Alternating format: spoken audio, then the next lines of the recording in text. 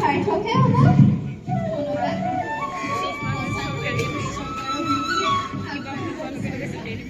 কিন্তু বিপদ তোমাৰ নিজৰে। এইটো কথা মনত ৰাখিবা।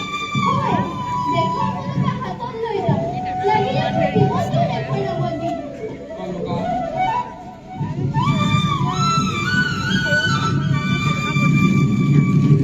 1942 চন সমগ্ৰ ভাৰতত স্বাধীনতাৰ দাবী তীব্ৰ হৈ উঠিছে।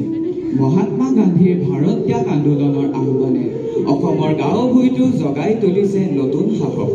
সেই সময়তে অসমৰ এগৰাকী কিশোৰীয়ে নিজৰ জীৱন দেশৰ বাবে উৎসৰ্গ কৰাৰ সংকল্প ল'লে।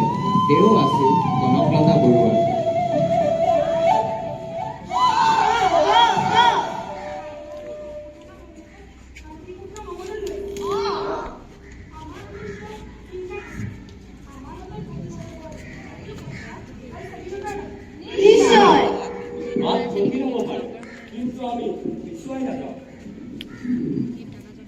থানাৰ সন্মুখলৈ যাওঁতে হাতত পতাকা লৈ মই আগত থাকিম। তোমালোকে সকলোৱে মোৰ পাছত থাকিবা।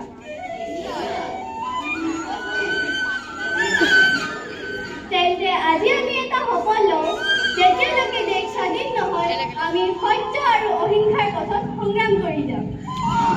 আমি শপত লওঁ যে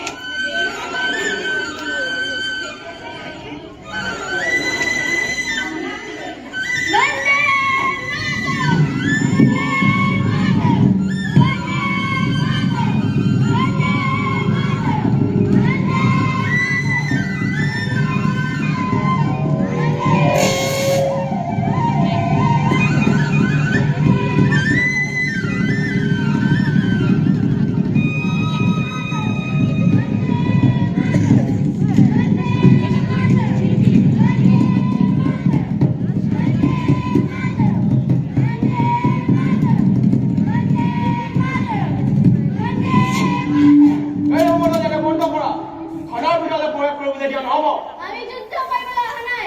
আমি আমাৰ দেশৰ পতাকা লৈ আহিছো। এই পতাকা উত্তোলন কৰাটো আমাৰ অধিকাৰ।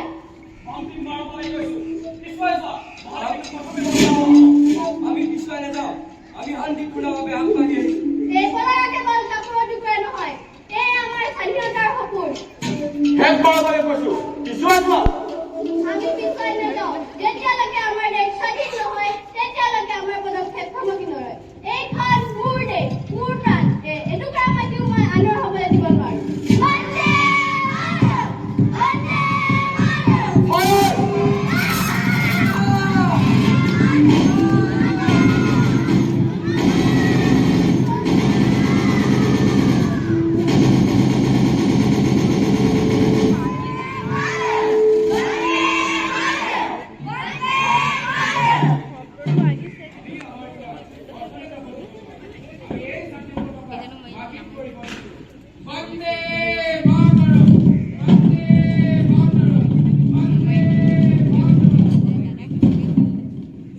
এধানমানি কনকলতাই প্ৰমাণ কৰি গ'ল, শিশুৰ হৃদয়তো জাতিষ্কাৰ হৈ ফুলিব পাৰে দেশপ্ৰেম। এটি শিশুৱেও দেখুৱাব পাৰে দেশৰ বাবে দুৰ্যয় সাহস। কনকলতা মাটিত ঢলি পৰি। শ্বহীদ কনকলতাৰ আত্মত্যাগ অথলে যোৱা নাছিল। শ্বহীদ কনকলতাৰ দৰে হাজাৰ হাজাৰ শ্বহীদৰ ত্যাগৰ বিনিময়ত আমাৰ দেশে 1947 চনৰ 15 আগষ্টত ব্ৰিটিছ শাসকক ওফৰাই স্বাধীনতা লাভ কৰিবলৈ সক্ষম হৈছিল। সেই বীৰ শ্বহীদসকলক আমি সদায় মনত ৰাখিম।